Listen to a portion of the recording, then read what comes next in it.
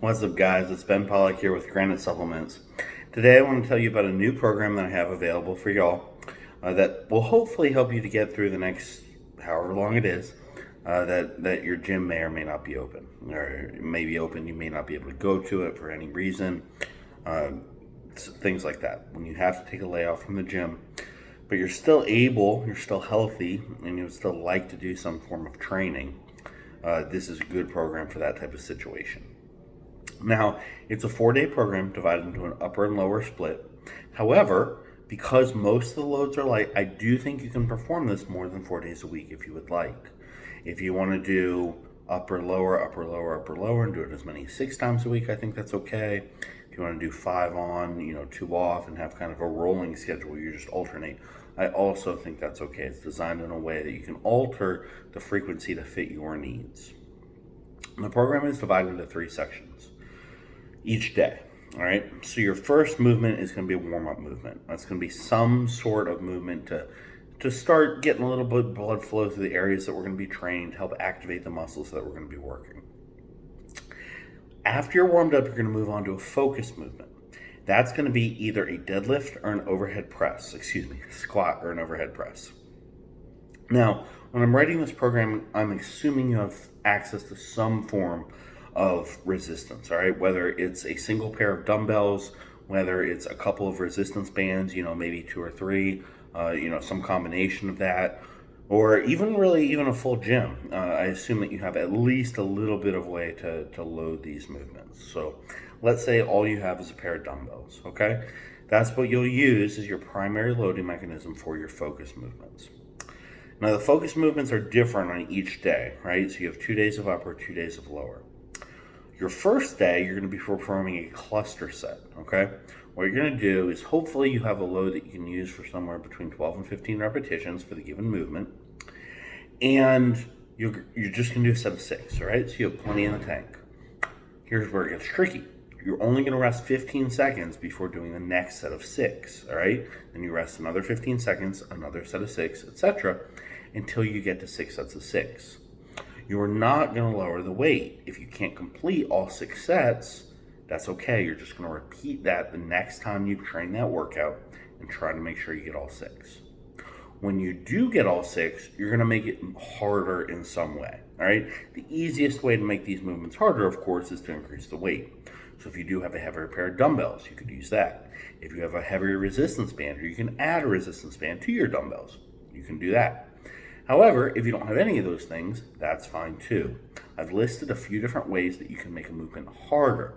For example, you could perform 1.5 reps, all right? This is where, let's say you're doing an overhead press, you're going to do a complete rep, right, from your chest all the way to lockout. Then you're going to do a half rep. You're going to lower the bar or the dumbbells or the band. You're going to lower it halfway, maybe to the top of your head, and then you're going to press out again.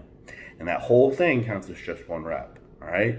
Trust me, 6 sets of 6 on that, even with a very light weight, your shoulders are going to be burning. On the other day, you have a myo rep set, all right? And this is going to be very similar, but it's a little bit of a twist to allow you to keep that progress moving, even though you're training pretty frequently, and to just keep you interested in the program. For myo reps, again, you're going to choose about the same amount of load. That's on purpose, right? That's because we probably don't have a lot of access to equipment, right? So we're going to take what we got. You're going to shoot for something you're going to use for 12 to 15 reps.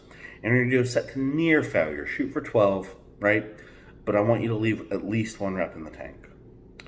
So you get there, you leave 1 rep in the tank. You're going to rest, again, the same 15 seconds. This time you're just going to do a set of 4. Then you'll rest 15 seconds, you'll do another set of 4. And you'll continue until you can't get 4. All right? So there's 2 differences between this and the cluster set. First, you're going to start off with a higher rep set. And second, you could go for an unlimited number of sets. You're just going to stop and you can't get to 4. All right? When you do get at least 2 sets of 4, right? So you do your set of 12, then you rest 15 seconds, you do 4, rest 15, 4, and maybe rest 15 and only get 3. It's okay. Next workout, you're going to make it harder. And you're going to use the same methods that we use for the cluster reps. Okay? So those are your focus movements. Then, after your focus movements, you're going to move on to, I'm calling them maintenance movements. You can call them whatever you want. Again, the only loading we'll be using for these is, hopefully some form of resistance, whether it's a resistance band, a dumbbell, body weight. You'll need some way of loading. You can probably jerry-rig these movements, these maintenance movements, using some other forms of resistance. Maybe you have some water jugs, something like that. It'll be a little bit easier because our focus is not on going heavier, it's on going faster and getting more work done in the same amount of time. And when you go through these movements, you'll see you have a scheduled rest time, and it's usually very, very short, despite the fact that you're doing multiple sets of high reps. The purpose of that is to push you pretty hard, even though you don't have a lot of weight or resistance to work with. That's going to make it more challenging, and it's probably going to give you some benefits when you return to the gym. You'll have increased work capacity, maybe you'll have a better tolerance for lactic acid buildup, and so you can push harder through your high rep challenging sets. All right? When you're doing these maintenance workouts, maintenance movements, I want you to focus on the muscle that you're training. You're not just focusing on cranking out reps as fast as possible. Yes, I do want you to crank out reps as fast as possible, but only if they're quality reps, all right? If I'm doing tricep extensions and I'm just doing this, I'm just waving my arm, that doesn't count, all right? I need to be going fast, I need to be locking out, I need to be squeezing that tricep, okay? That's very, very important if you want this program to work successfully. One last thing. On your second lower body day, you're going to end the day with some hill sprints. Now, this is really a placeholder for some form of challenging conditioning training. You do not have to do hill sprints. I chose those because you need absolutely no equipment. All you have to go is find a steep hill. You're going to run up as fast as you can, and you're going to walk back down. Run back up, and walk back down. I have 8 sets listed, 8 intervals. You can do more if you wish. If you can't make through 8, do as many as you can. But that's a good starting point. And again, this will help to do the exact same thing. It's going to help stimulate some of your muscles. It's going to help build that work capacity. It's going to help increase your tolerance for discomfort, right? You shouldn't have any pain, but it should be pretty hard. You can also substitute with other movements if you wish. If you have a prowler or a sled and you want to do pushes with those, that's totally fine.